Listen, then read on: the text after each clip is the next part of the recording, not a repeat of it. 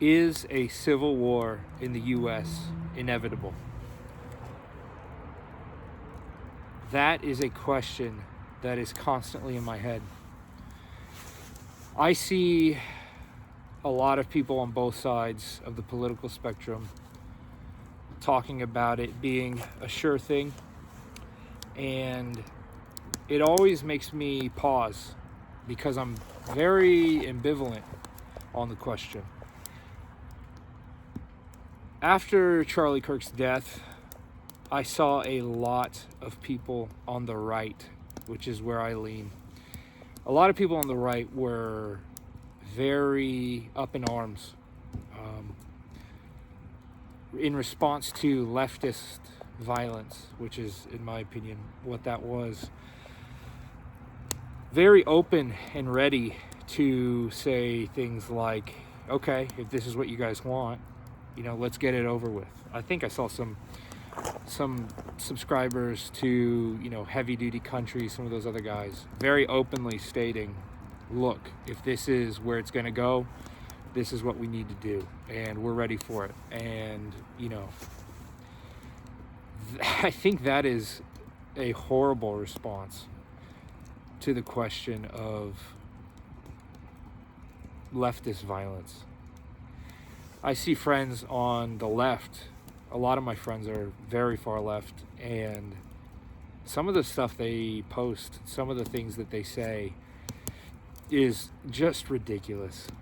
I mean, it's typing and not even thinking. It's a lack of brain power. I think there's been a lot of people who have gotten away with this culture of being able to say whatever you want online and have zero repercussions of it. And that is a big reason why I think people are starting to take action. I mean, from things like the United Healthcare shooter, the assassination attempt on Donald Trump, 2 of them, and the death of Charlie Kirk that was accomplished. It is crazy to see how this rhetoric transitions into reality. It's not the majority. A lot of these people, a lot of people I know say ridiculous things like, punch a Nazi, or, go out there and kick their ass. These people you can't talk to a Nazi. You can't debate with a Nazi. You just have to resort to physical violence. And it's interesting to see that escalation, because I remember, I think it was like in the early, 2016, 2015, when the debate and rhetoric was very, I was triggered, safe spaces, silence equals violence. And you could see the bridge beginning to form between mental violence, aka, hate speech, demands a physical response. And that is the downfall of everything. I mean, that is, a lot of people talk about cultural Marxism, but that is straight up Marxism. It is the equating of, there's the psychological side of your person and your identity. These things are equated to who you are. There's a almost Gnostic-like consideration of, this is who I am, and anyone who denies what I'm saying is denying my reality. That is Marxist, in the classical sense of Marxism. It equates any denial of personhood as an attack on the person, which therefore necessitates a not just mental attack, but a physical attack. That is such a slippery slope. And I see a lot of people who have fallen into that. And it's just crazy to me. It is such a Gnostic way of thinking, the idea that the self is this thing that is other than who you are. It is floating up here, and by you identifying yourself with this identity, this other thing, this thing that's floating in the ether, that is legitimate and just as true as your physical self. It's very interesting to see, because that is a complete postmodern take. That's a completely new way of thinking. And so I understand how the trail from leftism kind of got to where it is, with being, if you deny myself, my personhood, that's an attack on me, and that necessitates a response, a physical response. And if we cannot debate these people because they're attacking our sense of self, then we must attack them physically and suppress that. That is my issue with leftism. I mean, it is, it's just I think it's a flawed philosophy. I think that's a real big trap. And that is something that really played into the fact of Charlie Kirk's death. Charlie Kirk's death was horrific. I mean, it's horrific. Don't even get me started with the the WWE style GOP's response to his death. I mean, it's just ridiculous. But seeing the response to his death, and seeing how many times people said things like, well, he said a lot of stupid shit, and he always attacked minorities, he always attacked these people with his rhetoric, and he was very dishonest, and he kind of got what he was owed. And it's like, do we not see that is that's a problem? Someone saying things that offend you should not necessitate a justification for physical violence towards them.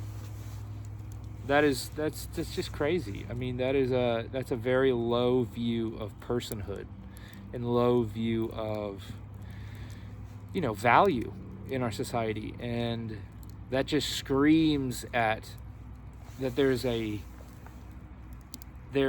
massive chasm, a massive gap between what people think necessitates value.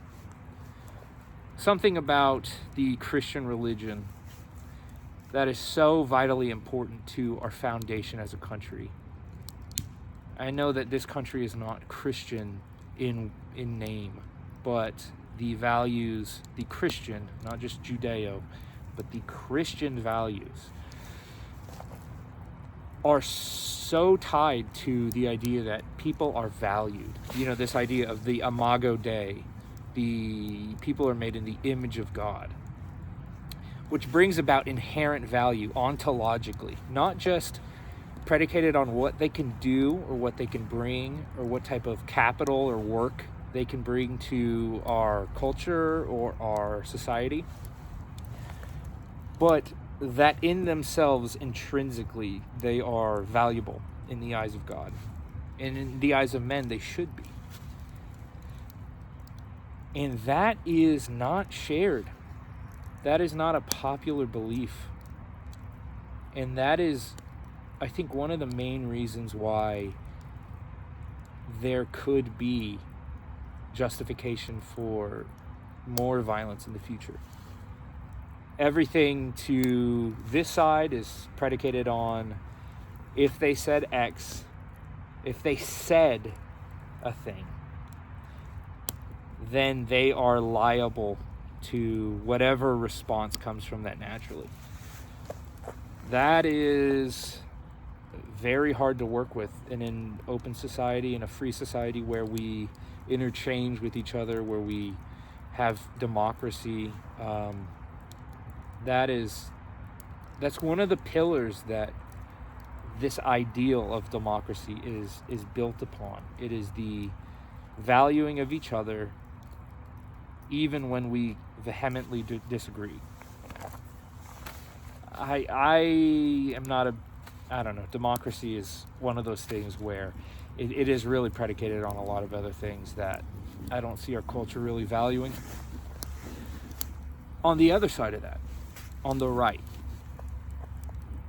this readiness to take up that action of, okay, fuck it, let's fight, let's settle this, let's get this squared away. I mean, we are two different cultures, we are two different peoples, we value different things. This idea of nationhood as a big umbrella, you know, e pluribus unum, one among many, that is declining, and that is kind of disintegrating in front of our eyes.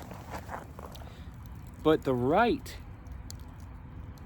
needs to calm it down with this rhetoric. I think as people who are more conservative, we need to have a unified view of what that looks like in actuality.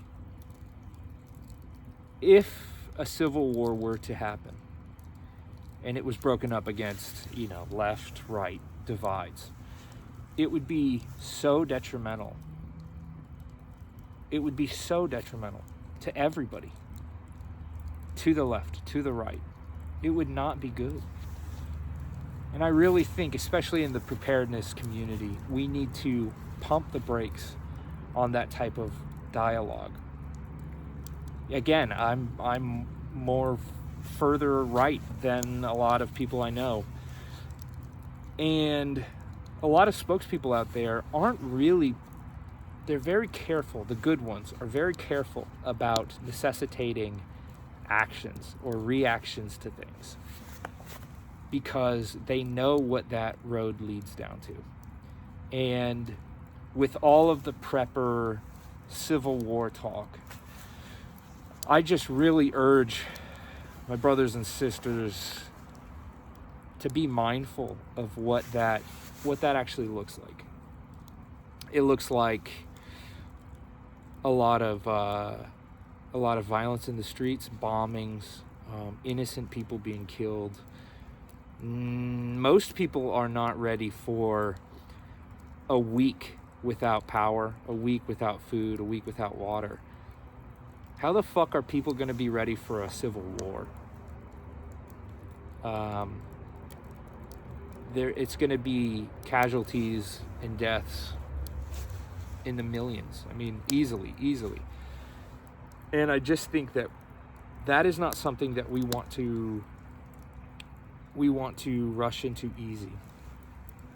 I also think the normie, okay, the person who is very, you know, just focused on day to day, not really head into political spheres. They're not paying attention to geopolitics. They're not paying attention to, you know, radicalization on both sides. They are just trying to survive.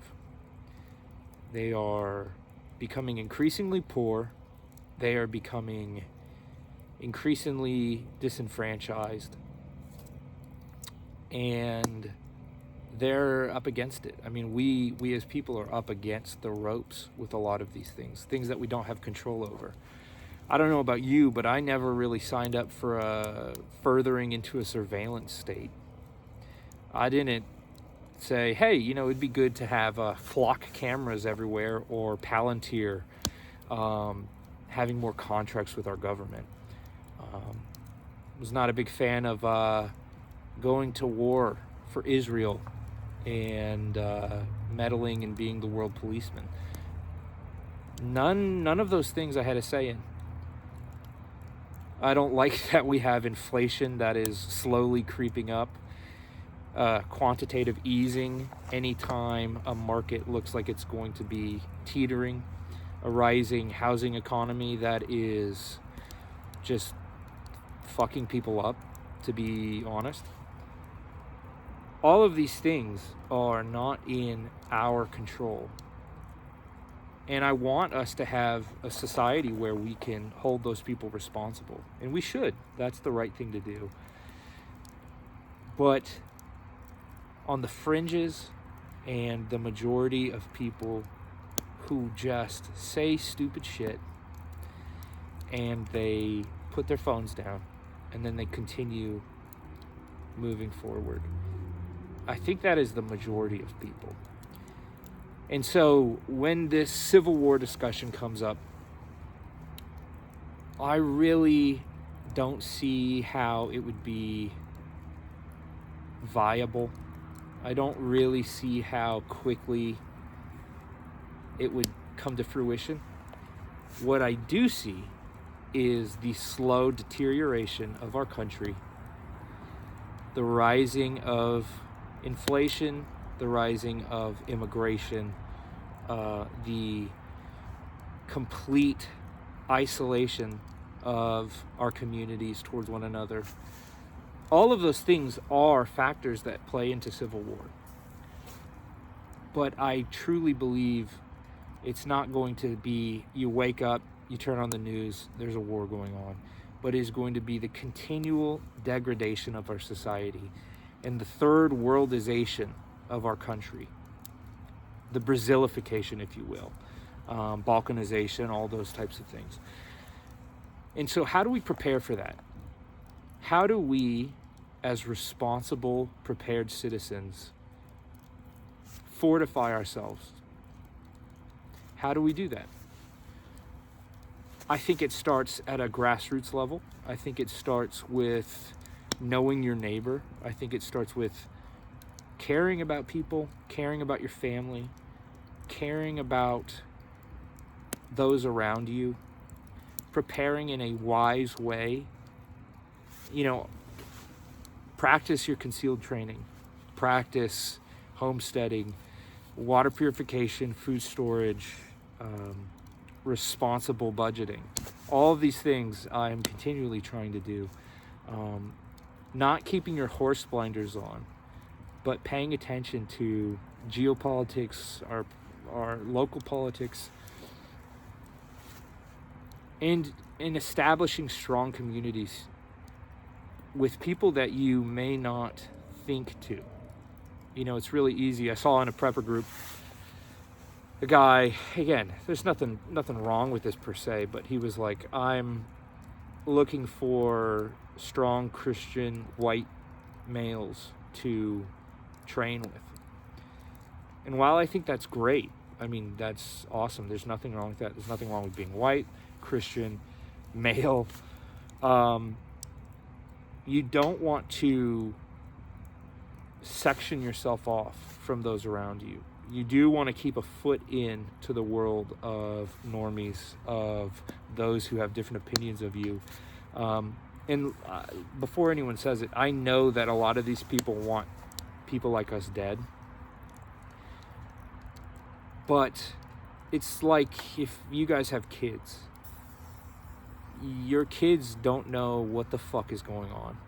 And you kind of have to, as the adult in the room, navigate those things carefully and slowly show people, hey, like, we are together on this.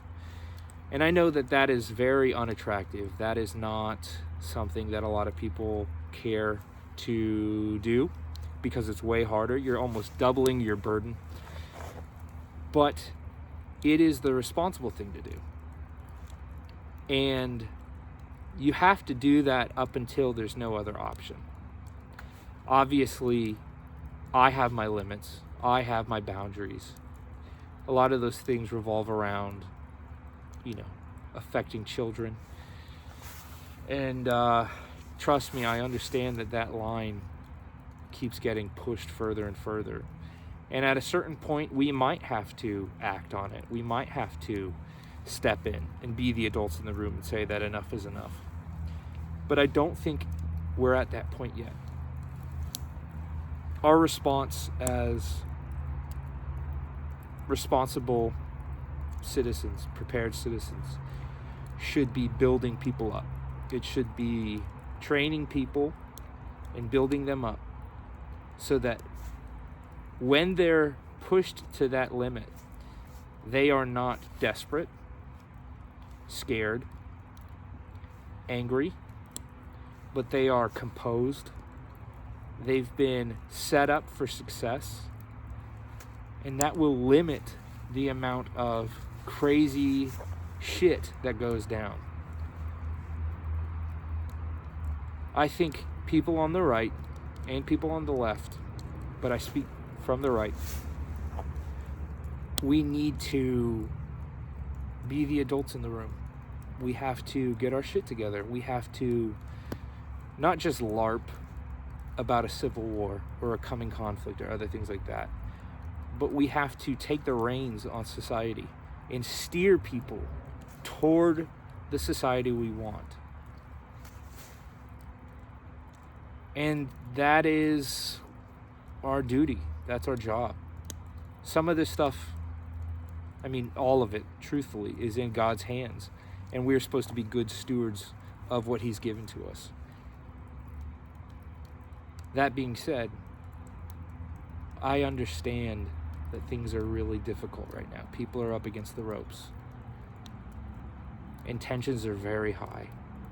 I see radicalization on both sides. And, you know, I don't even mind radicalization that much. I think the neoliberal order that's been set up has been flawed. And people are more than just economic units. You know, Jonathan, what's his name?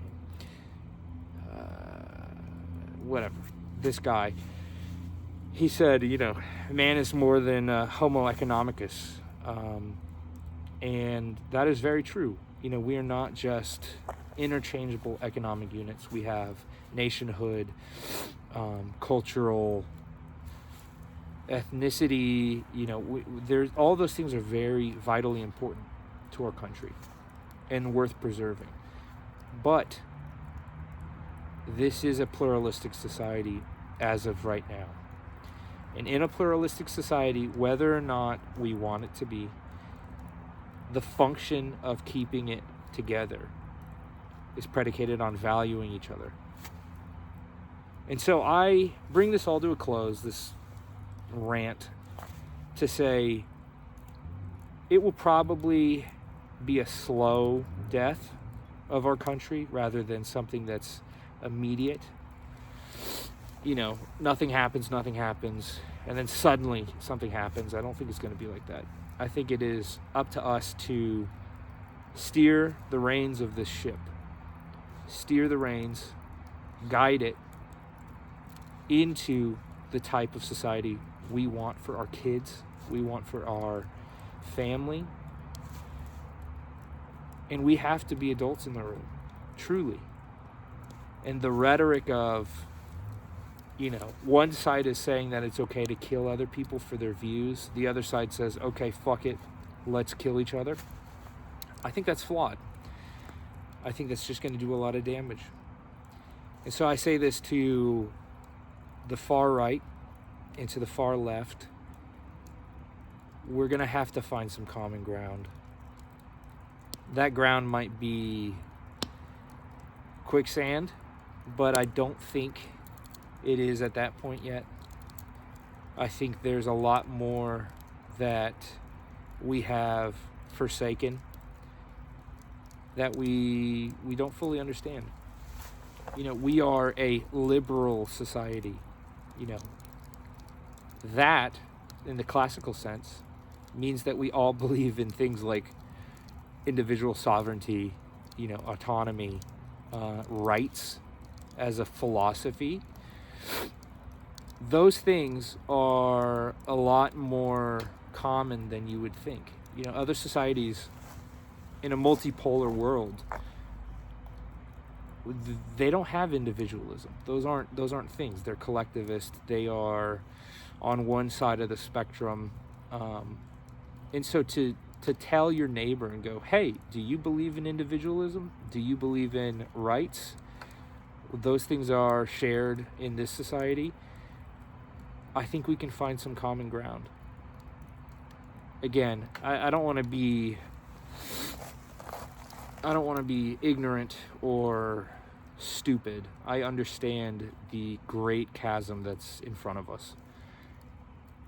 But I do think for our children and for our communities, we're going to have to figure out a way to come together. And for the prepared people and the prepared citizens, we need to be squared away. We need to not wait on other people. We need to not wait on the government. We need to not wait on handouts. We need to have our shit together. Truthfully, we have to be examples to all people, not just people in our spheres of influence, not just the prepper community, but we have to show normies why it is a good idea to prepare, why it's a good idea to not be so predicated on other people's help, the government's help. So all this coming to an end, probably said that before, but let's be the example for people. If it comes to it, it will come to it, and we'll have to face it then. But for right now, cling to what binds us together. Find the things that you have in common with one another and build each other up. Value people. In a nationalistic society, we come together because we have shared care for our country, shared values, the idea that people are intrinsically valued ontologically. Those things should be the points that we rally under.